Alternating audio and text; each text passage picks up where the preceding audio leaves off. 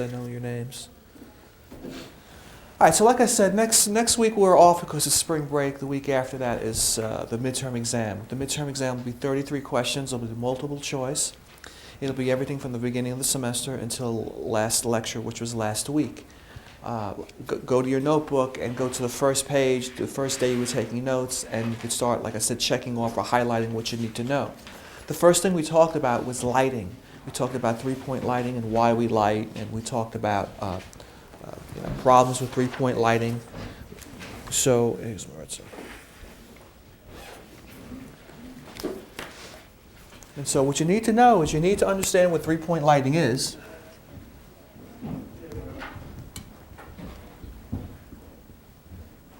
It's actually the last question on the exam. It's a diagram. The only thing you have to do is draw a diagram of three-point lighting. Look, draw a person, okay? Draw a fill light. Draw a key light. And draw a backlight. And label the lights. Key light is your primary light source. Your backlight creates depth. And your fill light lights all the areas on the talent opposite the key light. Your key light is a base light. Okay? The goal, of course, is to get one side of the face a little bit brighter than the other side of the face, but not as bright as the other side of the face. Your key light, your backlight, your fill light. Three-point lighting. That's going to be a diagram that you're going to have to draw at the very last question. It's going to ask you to draw a labeled three-point lighting diagram. Just draw one person, like I did, a circle, a line, and then draw the three lights around him or her in a triangular pattern. Okay, but just label them appropriately. Key light, backlight, fill light. Key light's your primary light source. Your backlight creates depth on the talent himself or herself. The fill light is a base light to fill in light on the opposite side of the key light. Don't get backlight and background lights confused. Background lights are aimed at the background. Okay, they also help create depth.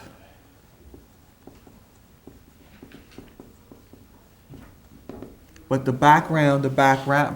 backstage lighting is aimed at the background. That's four-point lighting. And we do four-point lighting inside in our studios. We have key light, backlight, fill light, and then we have two lights on the back wall or the back curtain. You remember the back curtain is a cyclorama. The cyclorama or cyc. That's to eliminate the corners of the room. And then when we use make-believe walls that are really light, we can move them around. They're 4 by 8 feet wide and high. They're called flats.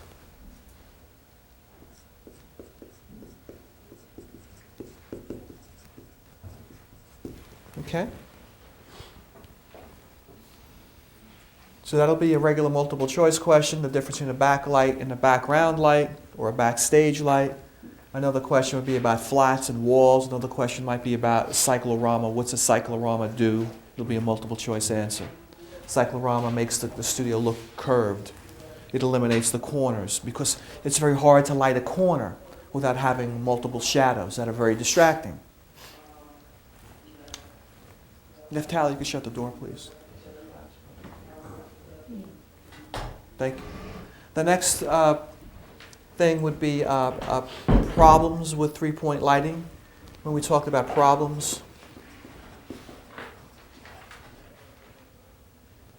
there were two main problems with three-point lighting. One is shadows on the face, and the other one is shadows on the background. And what you're looking to do is eliminate these shadows. Now, some shadows, we discussed this early on, shadows are good, but when the shadow becomes a distraction, it's not good. Because when we look around the room and look at each other in a natural lighting environment, we are able to judge distance and space because of the shadows which exist on our faces, on our bodies, and in the room. So you want to do the same thing when you're lighting on a television set. So shadows are good, but too many shadows are a distraction. So you have two main problems. They're both basically caused by the key light and three-point lighting, and I gave you a bunch of examples on how to fix this. Lower the intensity of the key light.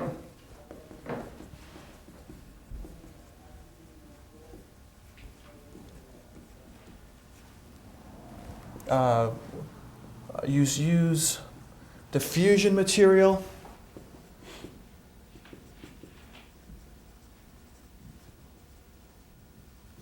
Or distance key light from the talent. We all know we call the person in front of the camera talent, even though they might not have any, we call them talent. So you lower the intensity of the key light, because the lights are on dimmers, right? You could fade the dimmer up, make the light really strong, or fade the dimmer down and make the light really weak. So you fade the wet light down, lowering the intensity of the key light. You use diffusion material. Diffusion material is diffusion paper, like I showed you in the studio. We have diffusion paper over all of the lights in the studio. And behind the paper, we have diffusion screens as well. Those diffuse or soften the light beam. Okay. Another way is distance, create distance between the key light and the talent. So if your key light's 20 feet away from the talent, use another key light that might be 30 feet away from the talent. Again, this is all studio lighting. And this is how you soften the overall effect of the key light. Because this causes problems on the talent's face. You remember the talent has eyes, nose, and a mouth. They may have a bunch of hair, maybe wearing eyeglasses. And all of these things create a shadow on the person's face, especially when they're lit artificially. If a light is coming from this direction and the person's wearing eyeglasses, they're probably going to have shadows on their, on their cheek. If they have a lot of hair and it's propped up, like the hairstyles from the 1980s, right? But some people still do that. They might have hair causing a shadow on their face. Ways to eliminate these shadows are, like I said, shadows on the face. Lower the intensity of the key light, use diffusion material, and distance the key light from the talent. That's some of the main problems.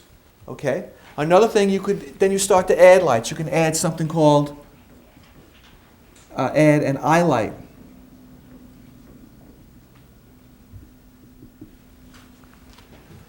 And we add an eye light that's the same height of the camera, looking right at or shining right into the person's face, actually, to eliminate any shadows on that person's face. They use this a lot in news, when the anchor person is sitting at the anchor desk, or when they're doing a portable electronic field production shoot in the newsroom, not in this news studio. They have a light that's aiming right at their face, in addition to a backlight, a key light, and this is to eliminate shadows that are caused by any of the immediate surrounding areas, but it's also because of the key light. So the last thing you do is add light, because we have this thing of lighting temperature we have to contend with. We have to realize that the studio cannot go over a certain lighting temperature. You remember that? That was 3,200 degrees Kelvin. Remember that's for lighting. The video camera reproduces color accurately at 3,200 degrees Kelvin. Or most accurately. If the studio's not that bright, the color's not going to be reproduced accurately. If the studio's brighter than this, then it's going to be, again, not produce color accurately.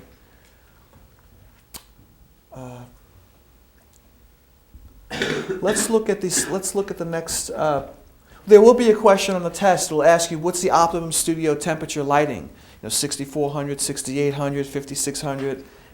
I'll mix up the outdoor temperatures of lighting with the indoor temperatures, but you have to know with 3,200 degrees Kelvin scale. You have to know that's the studio temperature.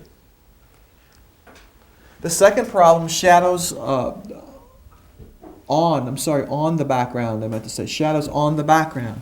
That's caused by the talent, again, the talent's outline. Again, a key light. It's caused by an intense key light. So what do? You lower, again, lower the intensity of the key light.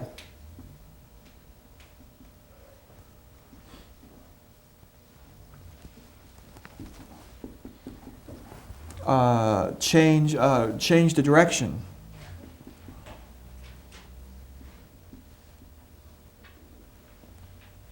Of key light. What I mean by this, if the key light is coming at you at this angle or coming at the talent like this, and there's a shadow over here, if you use a key light that's a little bit further to your right the shadow would end up going behind the talent. So you're moving the shadow behind the talent by just using another light or moving the light a little bit over. It doesn't matter if the shadow exists in real life, as long as it doesn't exist in any of the shots. Camera 1, camera 2, and camera 3, as long as the shadow's not there. And again, a shadow is okay, but a shadow that's distracting, every time I move my hands and there's an object on the wall moving back and forth, the viewer will start to watch the shadow more than they're watching the person in front, doing what they're supposed to be doing. So, change direction of the key light. Next, none of that stuff, then you begin to add lights. Add side lights. Add backstage or background lights. Side lights are just lights that would be on the side of the talent. You can aim them at the talent, you can aim them on the background. You can do what you want with them. Now, these are lighting positions I've discussed. I wasn't talking anything about the fixtures. The fixtures, again, other test questions. A Fresnel is a focusable light, a scoop or broad light, or wide parameter lights. So a Fresnel would be a key light for sure. A Fresnel would be a backlight for sure. Maybe backstage you could use Fresnels. But you could also use scoops or broad lights. But the fill light is always a scoop or a broad light. You want to try and make it always a broad, because it throws light in a wide spectrum of direction. The scoop or the broad light throws light in a wide direction. Where the Fresnel is very focusable. So the Fresnel is used as a key light. Because when you're aiming the key light, you want to aim it right at the side of the person's face and the side of their body in about a 2-foot diameter. Okay? So you got the fixtures. These are the lamps. And fixtures. And then you have the positions.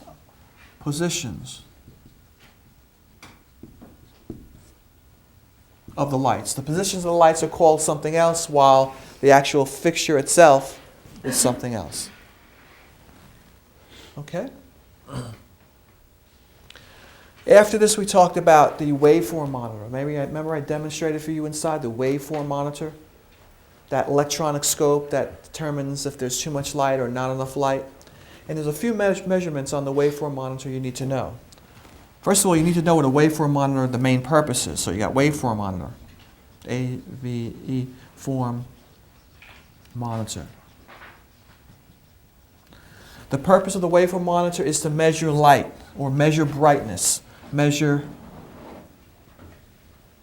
brightness in video. Or, video could be a live shot, it could be a playback shot. It doesn't matter. But the waveform monitor tells us if the shot's too bright or not bright enough. And on the waveform monitor, there are several measurements, but the one we're interested in most is the 100% at the top of the waveform monitor. We don't want that green squiggly line, that smear of line, that light, to go above 100% IRE. If it does, then the shot is too bright. There's 7.5, which is your black level.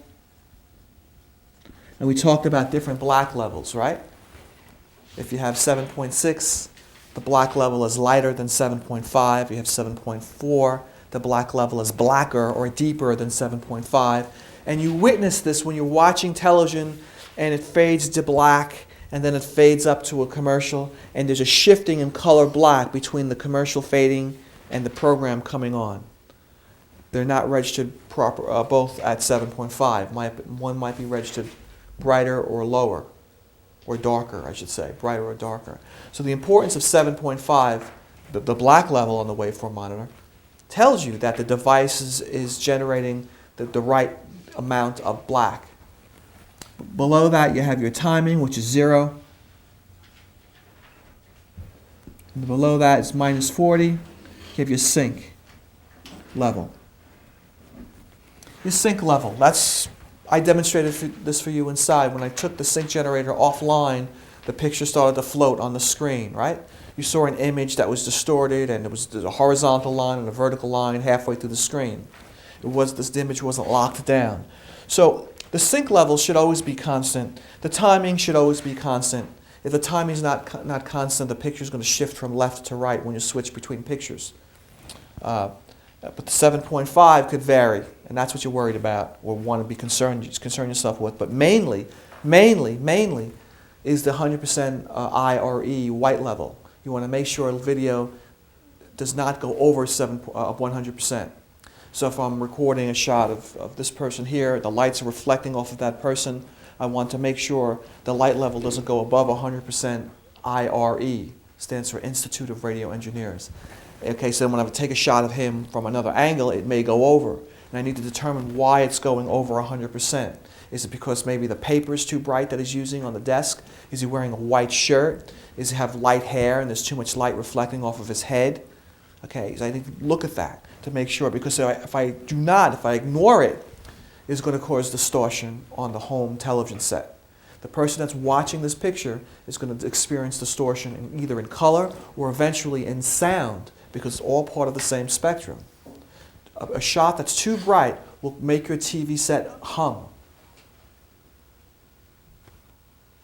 Sometimes you see this on public access channels when they cut from one shot to another, and the shot's really bright, and all of a sudden it goes, there's a hum on it, then it cuts back to the other shot, which is not that bright, and the hum goes away. It's because the light level, the white, is causing interference on the audio channel. Naftali had a question. That's a number in front of... Minus 40, 0, 7.5, and 100%. Minus 40, 0, 7.5, and 100%. The main concern is 107.5. If your timing's out, you have problems, and the engineering should look at that. And if your sync level is out, you have real problems, and the engineering department should be looking at that. But what we're looking at as operators, we're looking at the light level to make sure the brightness doesn't exceed 100% in all three angles. Remember, we're using 3 cameras looking at the same environment. So camera 1 has to reproduce very similar to camera 3 and camera 2. So 0 is timing, or? 0 is a timing level, 7.5 is black, and 100 is light. But again, the test question would probably be on 100%. What does this mean if the light level on the waveform monitor exceeds 100% IRE?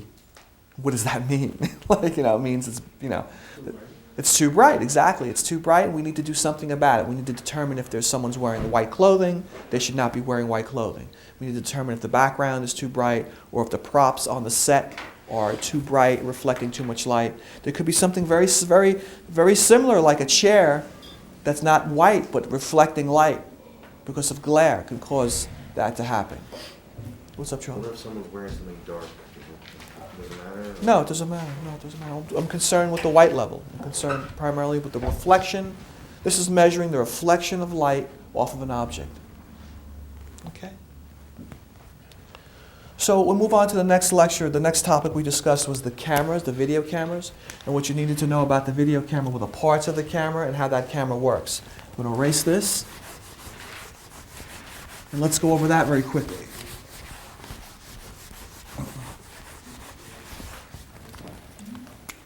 Okay. The color.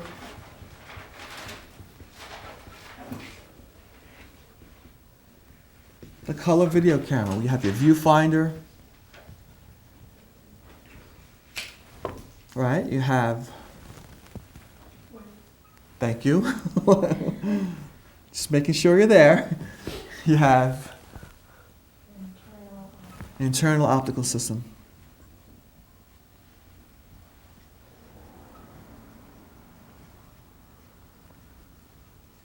Right? Is there anything else? The three things? Okay, so your viewfinder. What's important about the viewfinder is your safe title area.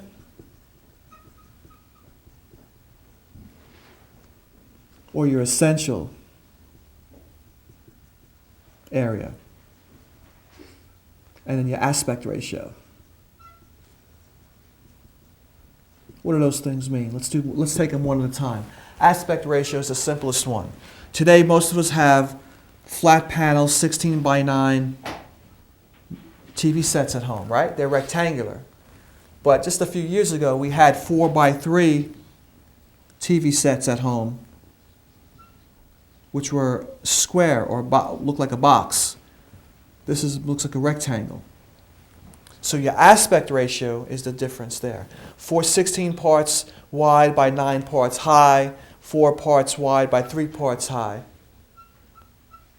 So this box, a 4 by 3, is basically almost as high as it is wide, but it's not. It's a little wider than it is high. But 16 by 9 is much wider than it is high. But this is a film screen when you go to the movie theater, or when you're watching your DVDs on your flat panel monitor. Your flat panel high definition TV set is a 16 by 9. So why is it so important when you're shooting, you're looking into a viewfinder of a camera? Right, you need to know what the destination of what you're shooting is going to be. Is it going to be a 4 by 3 aspect ratio? Is it going to be a 16 by 9? Because it's going to be a 4 by 3. You can't consider the edges. You have to push everything in the middle within the 4 by 3 aspect ratio. But if you're shooting 16 by 9 and you know your destination is 16 by 9, well then you could use all aspects of the frame. You could be like Alfred Hitchcock, you know. You could use all aspects of the frame, things happening in the corners. And that's very much part of, you know, what the home audience is watching. When you go watch a movie in a movie theater, it's a 16 by 9. You see there's things going on all the time. On the side of the frame, in the middle of the frame. You know, someone says something off to the side. They use the whole frame because it's a 16 by 9 aspect ratio. So number one, when you're looking at a viewfinder, you need to understand, what are you looking at? Are you looking at a 16 by 9 or are you looking at a 4 by 3? Okay.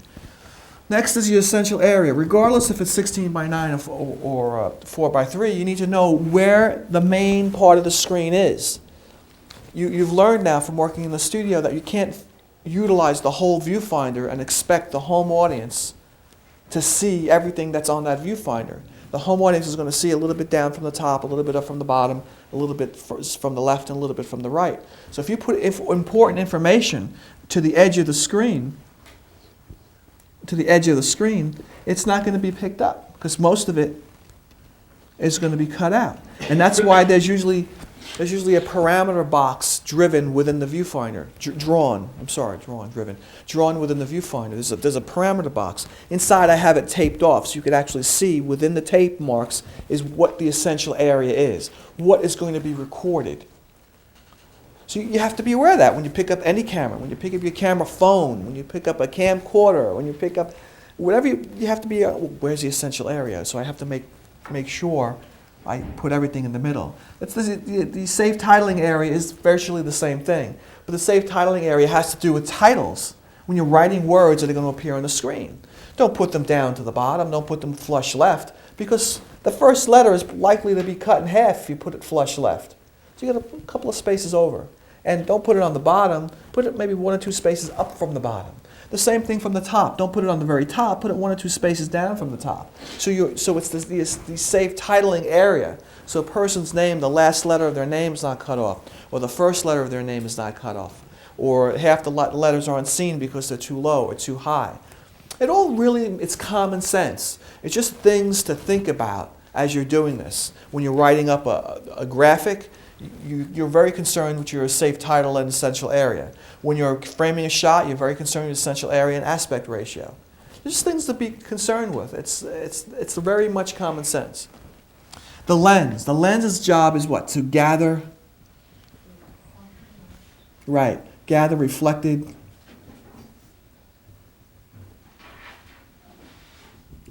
light. So if you have an object, a person standing there, forgive my stick figure drawings, but the light bounces off the person and it gets collected by the lens.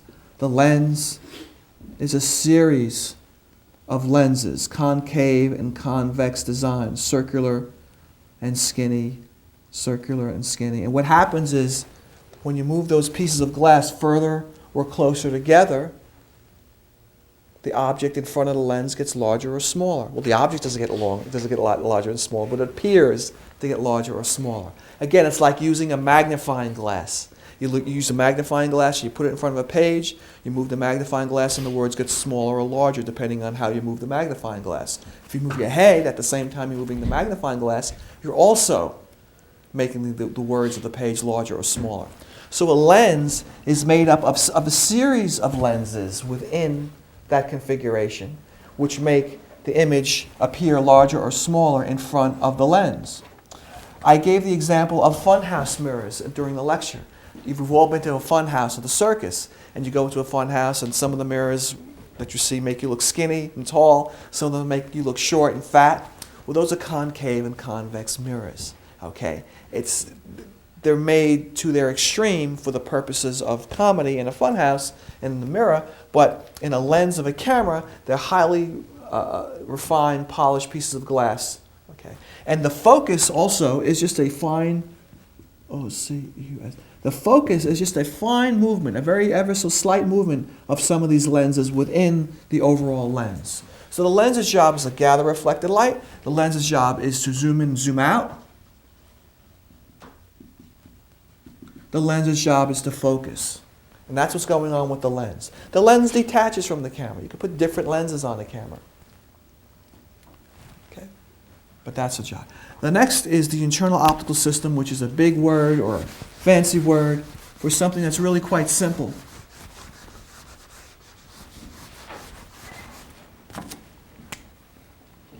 Okay, you have your lens. You have your lens. Then you have your iris. Your iris works like a pupil on your eye. Your iris gets small in a really bright environment.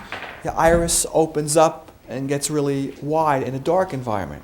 Why? Because in a dark environment, it opens up and it's trying to gather all the reflected light possible so you don't fall or trip over something. And then in a bright environment, you squint because it's the sun or the light is bright as a reaction to making your iris get smaller, letting less light in. So the iris is like a gatekeeper. The iris opens and closes. There are two settings. There's an automatic iris, like on our own eyes, right? It's involuntary, it happens. And if you're unconscious and your eyelid pupils don't dilate, it's not automatic anymore. It's manual. The manual setting. And the manual setting is just so you can force the iris open or force it closed, depending on what the person is wearing. Remember, if you have a dark-skinned person wearing very light-colored clothing, it's going to reflect a lot of light back to the camera, and the iris, is going to want to close. And that's fine, but if you have a dark-skinned person, you're not going to see the texture on their face. The reverse is true. If you have a very light or fair-skinned person wearing very dark clothes, you lower the iris of the cameras because their skin is reflecting a lot of light, but because they're wearing very dark clothes, you're not going to see the outline of their body as much. This is very different in real life. Our own eye and our brain can distinguish the contrast, and it's very appealing. So you have dark-skinned people wearing bright colors and light-skinned people wearing dark colors, and it works really well. It looks good. It's very attractive. And now with high-definition technology, it's getting better and better. But the goal really is to try and get people to wear clothes that are kind of similar or complementary to their skin, not in total opposite or total contrast to their skin. Then you look good on camera. Like what I'm wearing right now would probably look good under studio lights, not fluorescent lights in here, but under studio lights, because I have a khaki green, black vest. My skin is not fair, but I'm not dark either, so medium complexion. So all of this is kind of would blend together nicely, hopefully. So that's the iris. The iris lets the amount of light into the next area, which is the internal optical system. Internal optical system is a prism which takes the light and breaks it into its different primary colors. You remember the video colors? Primary video colors were red, green, thank you, and blue. Thank you. Someone's out there. Oh, man. And so the light comes into the prism, is white light, and then it gets separated into different colors. Then it hits color corrective mirrors, and those color corrective mirrors just angle the light into another area. So a green color corrective mirror does not accept blue light, and a blue color corrective mirror does not accept red light. It only looks at blue light and reflects it to its respective area. The respective area would be a computer chip now, or CCD, I'm sorry. A computer chip for red light, for green light, and for blue light. Now years ago, only about 20 years ago, there were pickup tubes. They're actually pickup tubes, glass tubes, not computer chips. And the pickup tubes were a bunch problematic. They caused a bunch of problems. You couldn't shoot a direct light source because it would burn the tube, and then the camera was ruined. You had to get the camera retubed, and in most cases it just cost too much money. You right there? Okay. So you got red, green, and blue.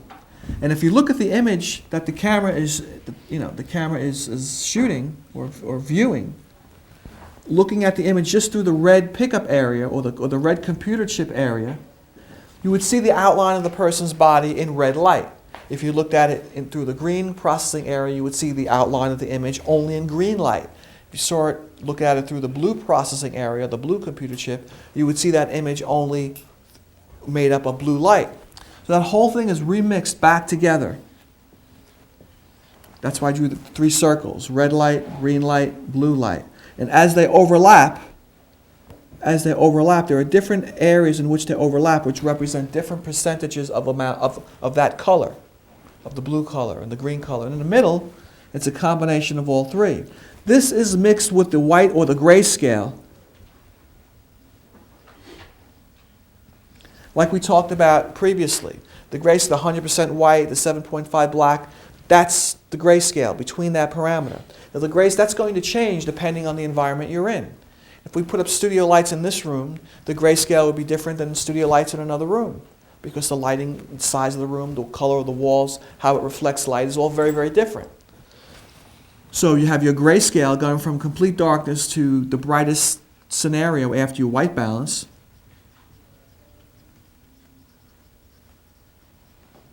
Again, white balancing is telling the camera what the brightest scenario is going to be in this given environment. So if you set up a bunch of lights in here and videotape me or something, you have to white balance the camera to tell the camera this is going to be the brightest environment. But I have to take a white card, a white card or a white notebook or something to do the white balance off of. In other words, zoom in on the white card and then hit a little white balance button on the side of the camera. And that tells the camera that this is the brightest environment. Again, it's white. White's the most reflective color, so under these lights, you have to use a white card to tell the camera what the white balance is going to be. You go outside into the hallway and do another recording. You have to re-white balance outside. You go into a studio or another environment, go outside the building. You have to re-white balance outside the building because of different levels of light, depending on your environment. But this is telling the camera what's 100% white and what's going to be 7.5 black, and it takes that information and mixes it with red, green, and blue and the overlapping colors, and then it's able to reproduce the image per pixel. When we talk about pixels, a pixel is the smallest video element. That's on the TV screen. Now I have to jump to the actual TV screen so you get an idea of the pixels. On the TV screen you have lines of resolution. You have an image, here's a box, and then you have lines on that box, and on these lines, there are many more lines than that, right? On these lines there are pixels. Okay?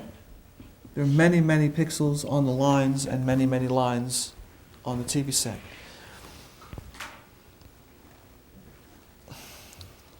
we're just getting away from 525 line standard, U.S. broadcast standard, right? The U.S. broadcast standard, U.S. SD signal, standard definition, SD standard definition, is 525 lines. Interlace, right? So 525 lines of information. Interlace meaning odd numbers first and even numbers, 60 times a second. So it gets to the bottom, the line goes back up to the top and reads number 2, number 4, number 6, number 8. Gets to the bottom, goes back to the top, and starts number 1, number 2. That's interlace scanning. That's U.S. standard definition scan. But we have a high-def scan now, HD standard now. We have two of them. We have 720p and we have 1080i. Sorry, I made a mistake. I wrote 1880. 1080i, interlace. And the 720p means 725 lines progressive, continuous, one line after another. 1, 2, 3, 4, 5, 6, 7. When it gets to the bottom, it scans back to line 1 again and starts all over again. That's progressive scan. Interlace scan means odd and even lines. And the other standard is 1080, 1080 lines. Okay? And on each line exists many, many, many pixels. And each pixel is a certain color. And now today with computer-controlled devices, portions of the pixels are one color and portions of the pixels are another color. And you could see this if you get really, really close to your TV screen, but I don't recommend it because it's not good for your eyes. You could see it a lot easier on older television sets, on the old 4x3 TV sets. You could actually see the lines of resolution. I have a question. 720p is better resolution than 1080i. Technically, if you do the math, yeah, but it's happening so fast, I don't think you'll be able to notice. Yeah. Now, what's important is 1080p. When we get to that 1080p, which right now only gaming systems use 1080p. So we have TV sets that are made 1080p, but the broadcast is not 1080p. It's 720p or 1080i, like your Sony Xbox or one of these other gaming systems, Wii, Wi-Fi, Wii Entertainment. They're a higher resolution, and then you would see the difference in the image. I think I've seen it myself in the 1080p compared to a 1080i or 720p. Because the colors are much more vivid, the depth, dimension is much more greater contrast. And when you put on one of these games, and you're trying to play one of these games on a 1080p screen, it's like, wow, this looks real. This looks real. The clarity of it.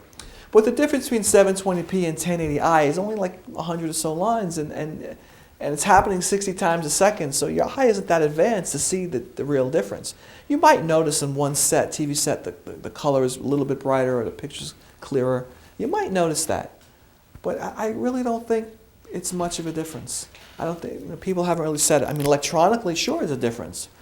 Half of 1080 is what, 540? And 540 is smaller than 720. So yeah, what he's saying is 720 is superior to 1080i. Technically it is, but I don't think you're really going to see much of a difference unless you get into this 1080p area. With the 1080p, again, you're not going to see better television.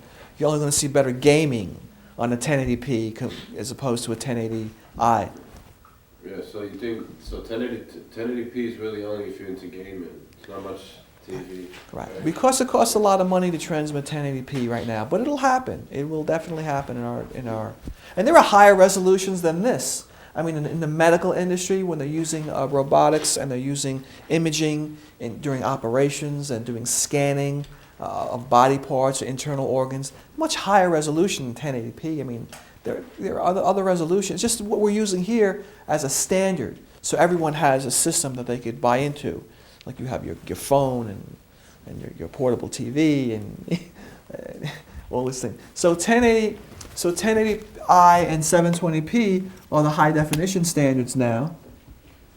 But the standard definition is 525i. Okay. So this whole thing, your TV set is reconstructing red, green, and blue, percentages of red, green, and blue, plus the white balance, and telling each pixel what to be on each line. And so we talked about pointillism when I talked about this. I said if you haven't ever seen an artist that does pointillism art, And what that is when you get really close, it's just points of color. And then when you step back, all of a sudden those points of color create an image. And that's the same idea of this. I mean, pointillism art's been around for hundreds of years, but TV's only been around for 60 or 70 years. I mean, it's been around really since the 1920s, but it really didn't happen until the 1940s in this country. In other words, the technology was around for 50 years, but they didn't know what to do with it. You know, then you have World War I and World War II, and you know, it's not really until the 1940s, after World War II, and then going into the 1950s, creating a population or having a population that was interested in the programming, then television become popular. But the technology has been around for quite some time. But today, the digital technologies are virtually new. Okay, so we have camera. I think that's it for the camera. We can move on to the next. And what the vector scope. Last thing, vector scope measures color. Or you need the color bars. The vector scope is the device right next to the waveform monitor. It's that green light backlit device. It's a circle, right? I gave you that handout, and it looks like a constellation of stars almost. And it only works when you punch up the color bars on a screen, on the program screen, and then all those colors on the color bars are supposed to line up in their boxes on the vector scope.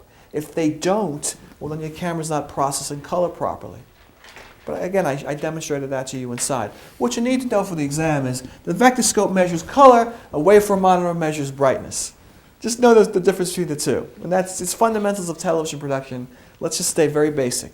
Vector scope measures color, waveform monitor measures brightness or reflected light in video, in a live shot or any video. So now we can move on to the next thing. We talked about was, what was the next thing you know? What was it? Sound? Sound, yeah, I think, yeah, sound. Moving right along. Sound. Now, we talked about 3 basic microphones. Well, basically, before we did that, we talked about what sound is. We talked about sound is, I started out with a statement. Sound is the vibration of air, right? And I said, so while I'm speaking to you, I'm thrusting energy out of my body, acoustical energy. I'm vibrating the air molecules in this room, and my voice is hitting your ears, or it's bouncing off the walls, and then those waves are hitting your ears.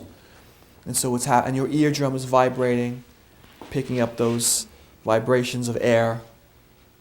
And your brain looks at those vibrations and says, oh, I recognize this vibration.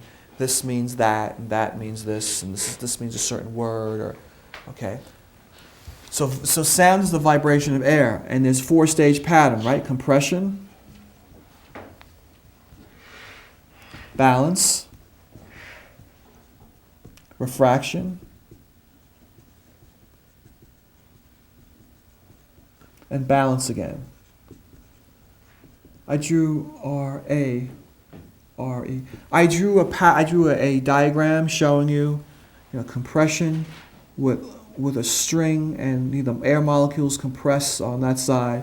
Balance again when the guitar string, the air molecules are balanced on both sides, or the drum head. Refraction is just the opposite of compression. All the air molecules are on the opposite side. And then balance is when they're equal again. And I demonstrated this to you in class by saying you could use it as a drum head. You strike a drum, and what happens in slow motion, the drum head bends inward, compressing all the air on the bottom side, and then it's balanced again. The drum head is balanced where it comes back out, and the air pressure is balanced on both sides. And then the drum head refracts where it goes this way, while the air pressure is balanced on the top side of the drum head, and then it goes back to balance again. Okay, that's a 4-stage cycle, a 4-stage pattern. 4-stage pattern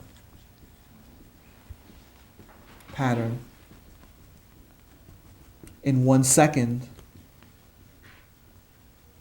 is 1 hertz, right? Hz, or 1 cycle per second. And human hearing is roughly 20 to 22,000 cycles a second. Remember this when we talked about this? Sound 4-stage pattern. This happens in 1 second. It's called this 4-stage pattern happens in 1 second. It's called 1 hertz, or 1 cycle per second. And human hearing goes from 20 of these cycles per second up to 22,000 cycles per second. That's really high. A lot of people can't even hear 22,000 cycles per second. Believe me, after 18, 19,000 cycles a second, it starts to go away. But so sound goes beyond this, the spectrum of sound. But human hearing is basically between 20 and 22,000 cycles per second. So we cannot hear this 1 4-stage pattern if it happens only 1 time in a second. This 1 4-stage pattern has to happen at least 20 times for us to be able to even hear anything.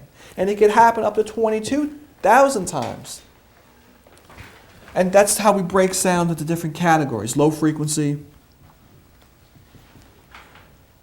mid-range, and high frequency. Low frequencies are deep sounds, low sound, deep in pitch. You know, bass guitar, rumbling thunder, very low, ominous, deep sounds. High frequencies are high screeching sounds, like car brakes, or or screeching electric guitar, very high frequency sounds. And the mid-range is everything in between. And I gave you some parameters. I said basically about 100 to about 1,000 cycles a second is low frequency, and about 16,000 cycles a second to up 20 plus, or 22,000 cycles a second is high frequencies. And everything in between 1,000, K to 16,000 K, or actually it's written wrong. I should write 1K is the same as 1,000, and 16K is the same as 16,000. So to make it simpler, I'll just use the same things, Hz to 16 Hz. But understand that you can, instead of using Hz, you could use the letter K and eliminate the 3 zeros. That's a metric system. But we'll use it this way. And you see, the greater range of frequencies is in this mid-range area. And it was discovered in the 1920s by 2 scientists, Fletcher and Munson, that humans hear mid-range frequencies better than high frequencies and low frequencies. And what they did was they created different vibrations and amplified it with the same amount of electric current. And they realized that these frequencies appeared to be much louder. I don't get it. They appear to be much louder, yet we're amplifying it with the same amount of current. And so that sets the stage. Humans hear mid-range best. I'll just write best. And as a result, the voice, the sounds we make with our voices, the sounds we make with our bodies, all are in the mid-range register. So I think I said to you last time when we talked about this, I can turn my back and I could understand, or I could recognize the difference between 2 females virtually the same age, or 2 males the same age, because there's very slight differences, but they're speaking and using mid-range frequencies. Now I can't distinguish the difference between dolphin signals, right? Dolphin signals sound the same to me, or elephant noises, or dogs barking. I mean, there are small dogs barking and larger dogs barking, but basically they're kind of like the sound like. But to dogs and dolphins and elephants, and all their sounds are very unique. They're much higher frequencies and lower frequencies. But so we're very attuned to these mid-range frequencies. So this is called the Fletcher-Munson curve. So it's like this: drop. I'm sorry, I got to revert it. It's like this. It goes like this, up, and then like this. This would be mid-range, this would be high frequency, and that would be low frequency. And the threshold of human hearing would hover about over there. And so we hear mid-range really easy. Lows we don't hear that well, and highs we don't hear that well. So the Fletcher-Munson curve tells us, or sets the stage for equalization, developing equalizers to take certain frequencies and make them louder than other frequencies so we can hear them better. Is that kind of like with dogs? That dogs hear high frequencies? Yeah. And like, but we can't hear it at all? Yeah, that's what that's what I said before. Like I said, the sounds that dolphins make and elephants and even dogs, some of the, we don't understand them. They all sound the same to us, but to them, they sound very different. And so dogs can hear much higher frequencies than humans. I don't know how high dogs can hear, but it's a good question to look up on your wireless devices, the height of dog frequency, how, you know, I mean, feel free to indulge. How high can dogs hear in terms of frequency? And you may be very surprised at how high of frequencies dogs can hear, or dolphins, or other animals. But getting back to the Fletcher-Munson curve,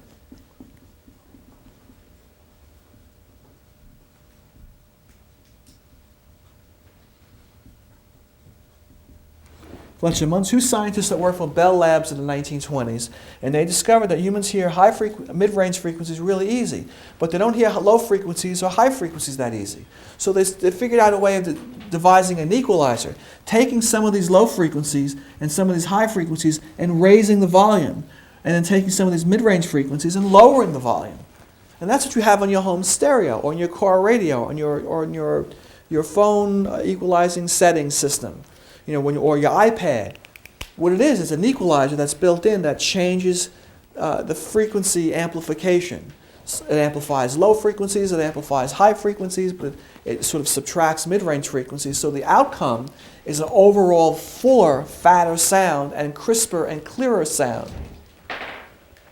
And I know you like to listen to music, you know, and music has certain characteristics of the way it uses frequencies. So for example, if you use reggae, you have really big fat bass sound that really distorts the bass speakers.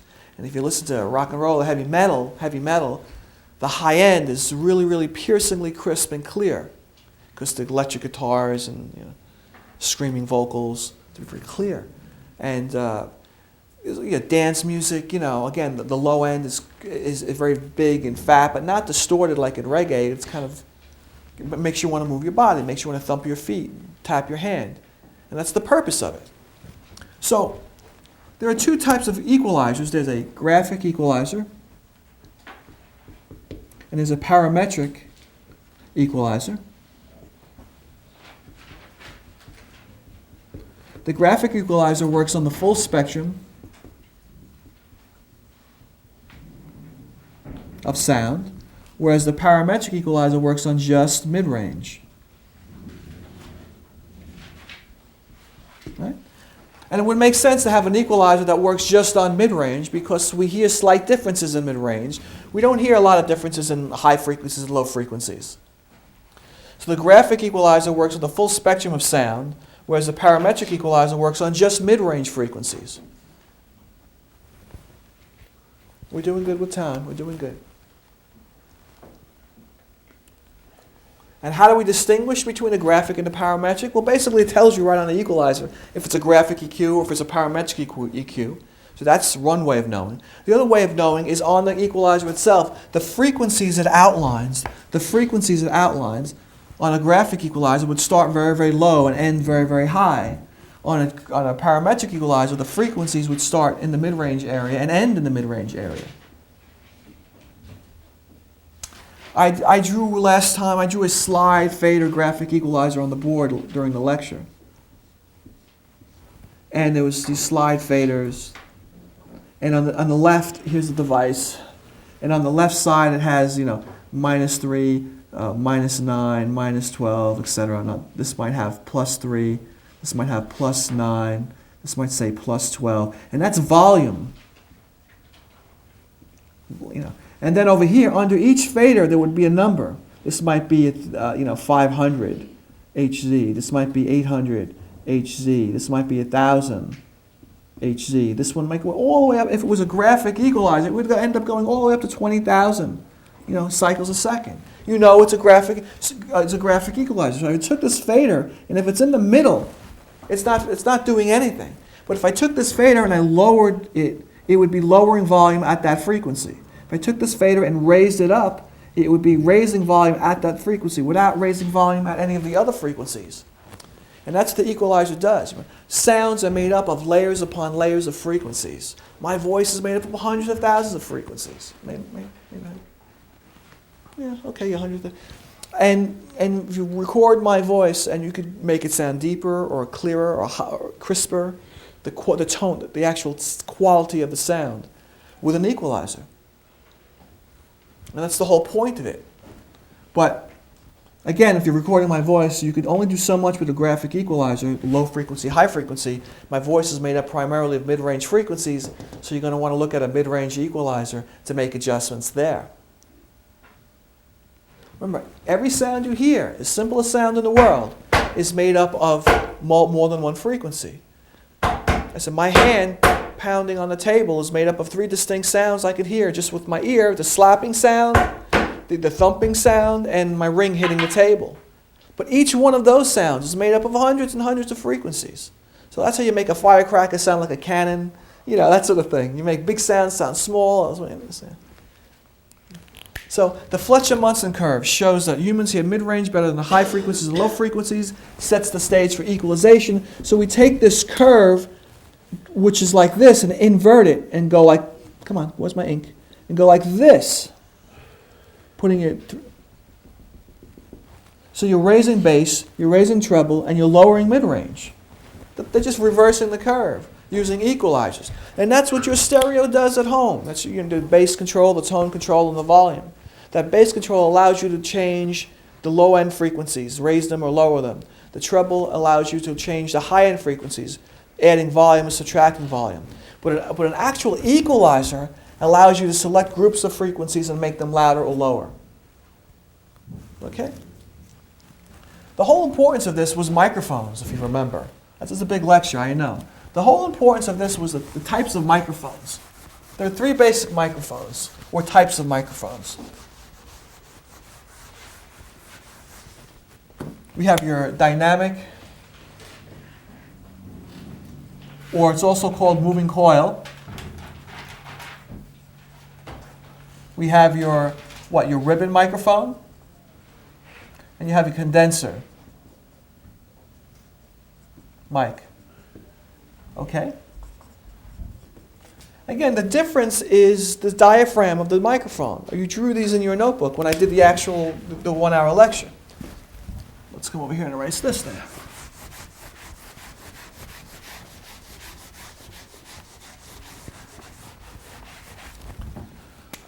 The microphone is the windscreen on top.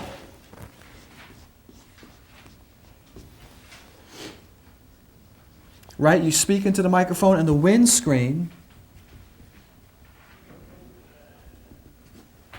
softens the acoustical energy that's going through the microphone. Again, if you speak and put your hand in front of your mouth, you'll notice that some words you say, you can feel the air hit your hand. In other words you say, you don't hear anything. You don't feel anything hitting your hand.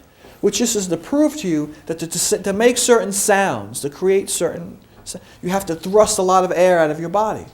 The windscreen at the tip of the microphone is to soften that burst of energy, that burst of air.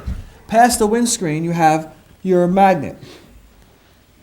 You have your North Pole, your South Pole. What happens between North Pole and South Pole? There's a field of attraction, constantly pulling on each other. And then within that, you have a diaphragm which is suspended within the magnetic field.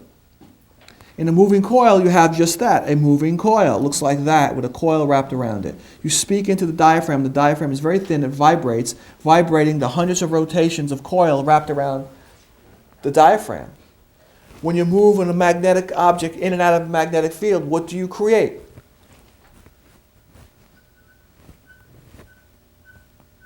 Electricity. Yeah, electricity. Thank you. You create electricity. The difference is in the diaphragm on all these microphones. You have your ribbon microphone, which the diaphragm looks similar to this. You have your condenser microphone, which has 2 diaphragms, a front diaphragm and a back plate.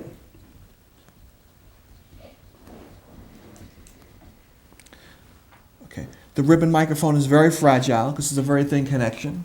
Costs more money. Records low frequencies really well because it's a big diaphragm.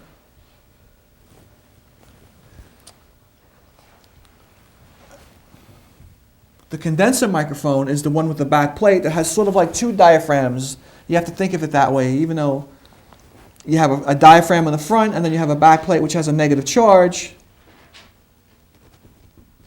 which interprets all the energy coming into the front of the microphone as positive energy, so it sucks it through the magnetic field and it hits the back plate. All well and good, but this negative charge needs electricity to give it a negative charge. And then you have either a portable battery supply, or you have a AC adapter, electrical adapter, or it gets its power through the audio console. And that's what we call phantom power. Phantom power on a condenser microphone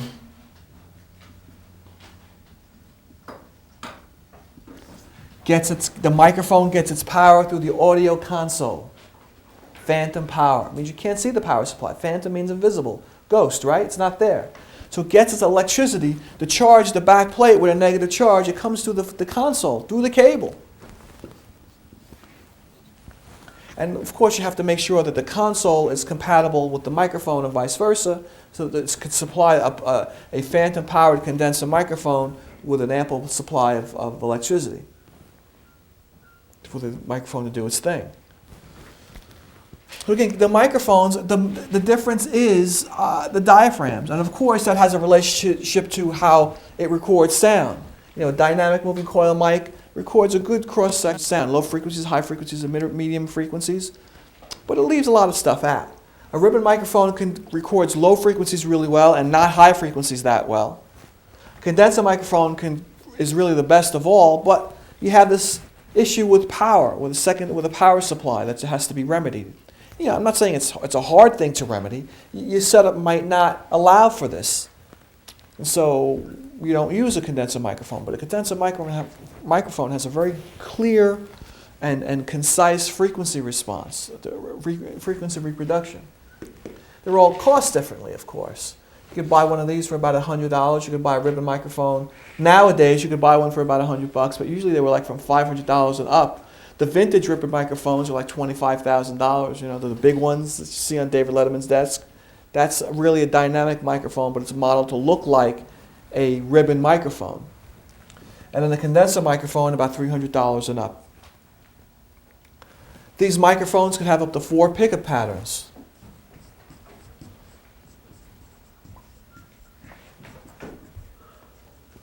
Again, I know most of this stuff is in your notes, and I'm going through it very quickly because we have to do it for the review for the exam. And you have it in your notes, I see, otherwise I'm looking around the room. Unidirectional, bidirectional, cardioid, and omnidirectional. 2, 3, 4. Unidirectional picks up sound in one direction. Bidirectional pickup pattern picks up sound in 2 directions. Cardioid picks up sound in a heart-shaped fashion.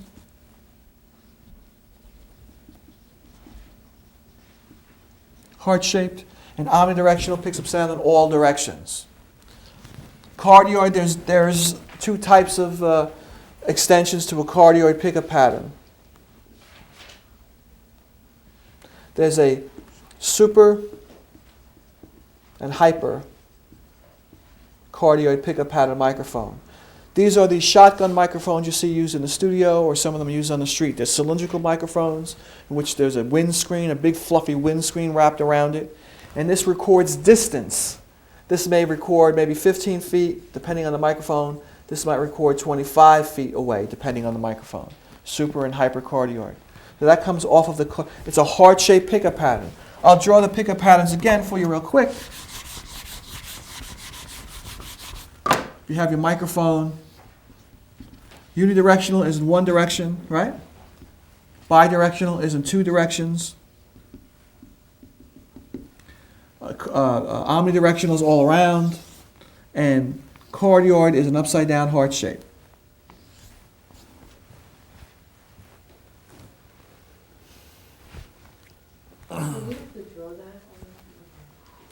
Only the very first thing I did today you had to draw. No. You just have to understand that 4 pickup patterns, 1 direction, 2 directions, all around, all around and heart-shaped.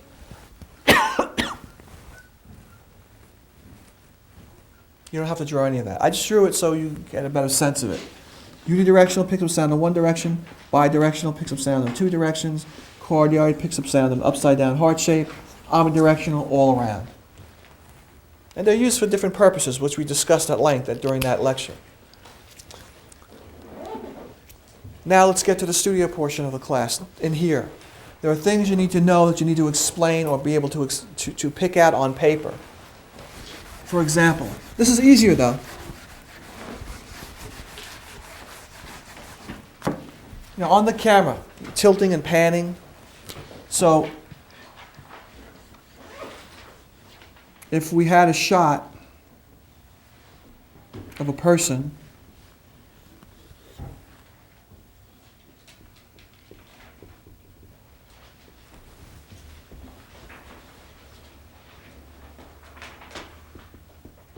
if I said to you, camera 2, tilt up from this shot, what would you do, this or this?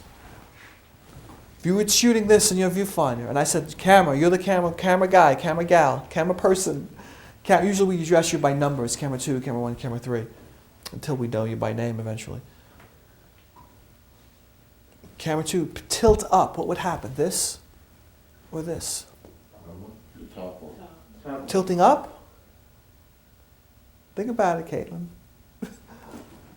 Makes more room where when you tilt up? Carlton's got it. Makes more room at the top of the screen. So tilting up would be this from here. Tilting down would be that. Think about it. So I'll write it down. This is tilting up. Up. Makes more room at the top of the screen. If I said tilt up, you want to make more room at the top of the screen. If I tilt down, you make less room at the top of the screen. That's the same thing as headroom, right? The term headroom.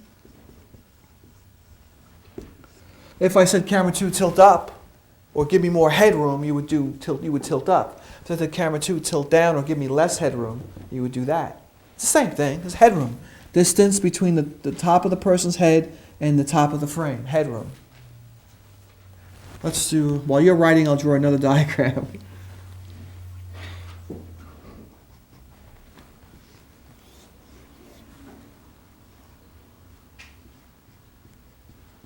Okay, you're on this shot again, and I told you to pan left. Where would you do? This shot or this shot? You're over here, and I said camera 2, pan left. What would it end up being, this shot or this shot? That one. The first one, right? Making more room on the left side of the screen. Panning left. Look at me, Caitlin. Look at me in a box. Go like this. Go like this. Just go like this in the box and pan left. And if I look at you pan left, I make more right on the left side of the screen, which is your right, or the right side of the screen, which is your left. Same thing tilting up. Caitlin's there. If I go tilt up, give her more headroom, give her less headroom. The camera is on a seesaw. That's why it's confusing. The camera is on a seesaw. What happens on the seesaw? One person goes up, the other person goes down, right? So you move the camera to the left and the back, which makes it move to the right and the front. Think of the cameras, but you don't have to even think of any of that. Just look at the frame. Tilting up or giving more headroom. Panning left is going to the left frame. Panning right is going to the right side. Just look at the frame, because that's what you have in common with the assistant director that's in the control room, or what you have in common with the director that's in the control room. They're looking at the TV set, the monitor that you're flying that image to, that you're looking at your viewfinder. Pan left means make more room with the left side of the frame. Pan right means make more room with the right side of the frame. Okay?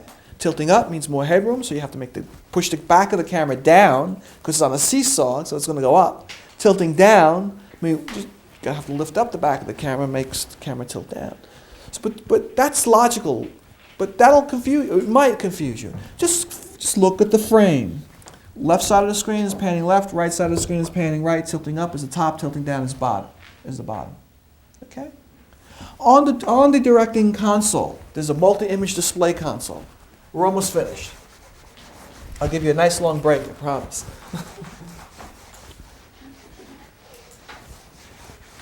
The good thing is you have 2 weeks to study this.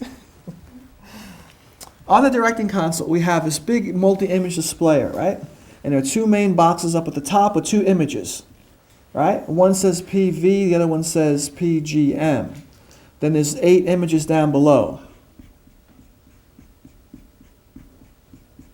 They're smaller. do that? 2, 4, 6, 8. Okay, the one that, which shot is on air? Which shot is going to be seen by the home audience? Or which shot is being recorded? The PV shot or the PGM shot? The PGM shot, the program shot. Which shot's ready to go on air? The PV, the preview. That stands for preview. And then down below we have all these, what I call them as preview monitors or sources. Because that is what your sources are. Camera 1, camera 2, camera 3, opening graphics, slate, DVD player, tape machine, whatever, right? So these are your choices. So you could see that our studio might look like that, but you can see that in other studios that have multiple cameras, I mean more like sporting events, will have a couple of these things cascaded together, which have more cameras, 15, 11, 12 cameras. Basketball game, baseball game, 9 cameras, I think of the baseball game. So I forget, I count them, you know. Basketball games, different amount of cameras. And so they'll take these monitors and they'll link them together. Say, well, what are all these monitors? What are these little pictures? They're showing all the possibilities, all the sources. You know, tape machines are getting ready to feed in, or not tape machines, hard drives are getting ready to feed video to you. Well, you got to see them in a source monitor to see when they're ready to go. So you can bring them up to program and show your home audience.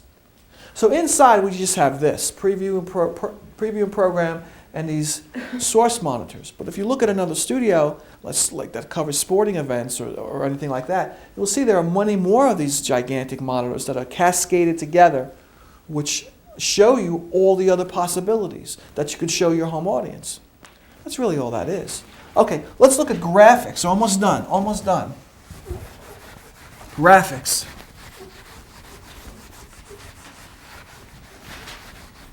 We have 2 graphics. We have our slate. We have our opening graphic. Okay, which one is supposed to be seen by the home audience? The slate or the opening graphic? Okay, we got it. Okay, and the closing graphic is the same thing. The closing graphic is seen by the slate is just for the studio personnel to label what's going on that scene. Where it was shot, when it was shot, how it was shot, what take number, is it a reaction shot, is it the actual production, is it something or something? Okay. Now, on your graphics, you have a couple of things. You have a background color.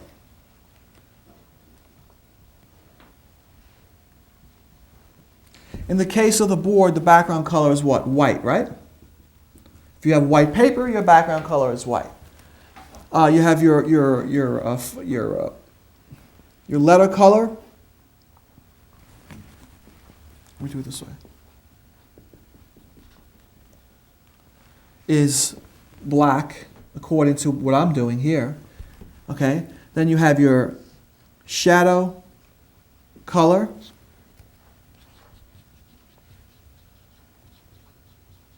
Could be another color. I only have a black pen up here. But depending on, there's a shadow color. Also, there's a shadow type. We have a drop shadow, we have a trail, and we have no shadow at all. Right? You have a shadow color, which is black, according to this. You have a shadow type, according to this drawing I did, was a drop shadow. But there's other types of shadows. There's a continuous shadow. So I wrote the word letter. A continuous shadow would be something that goes around the word, around the letter. The shadow goes all around. Kind of looks like graffiti. Bad graffiti, I might add, but it looks like graffiti. So a continuous shadow is a shadow that goes all around the letter. A drop shadow goes below the letter. The shadow has a color.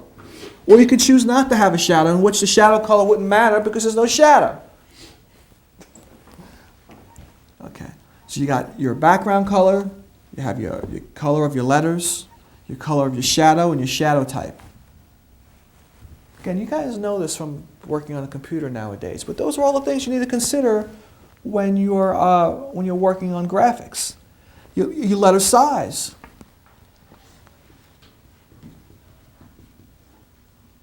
and style. Okay, your size and style of your letters. That just means the design of the letters. They're going to be script. It's going to be all capitals. It's going to be little letters. Print letters. Okay. Any questions, comments about anything I've gone through? I know I went through it rather quickly, but again, we did 6 weeks in 1 week because we had each hour dedicated to each one of those topics. Today I could only spend 10 minutes a topic. The test will be multiple choice. It'll be 33 questions. Okay, the 3 points each equals 99. You get a point for writing your name on all 3 pages, okay? That's 100. There'll be one diagram, which was the 3-point lighting diagram I started out with very early on. That's the last question. Everything else is multiple choice. No questions? No comments? Okay, it's 1 o'clock. Why don't you take a break for 15 minutes and